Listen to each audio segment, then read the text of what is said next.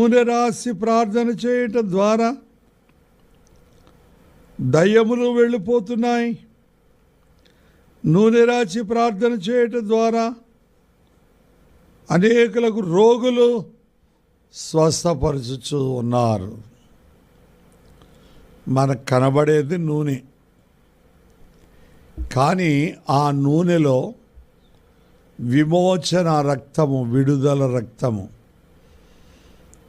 క్షమాపణ రక్తము, అది యేసు స్వామి రక్తము ఆ నూనెలో మర్మముగా ఇమిడి ఉంటుంది. కానా వివాహములో నీళ్లు పాత్రల్లో నింపబడ్డాయి, రాతి బాణల్లో నింపబడ్డాయి. నింపబడినప్పుడు ఆ నీళ్లు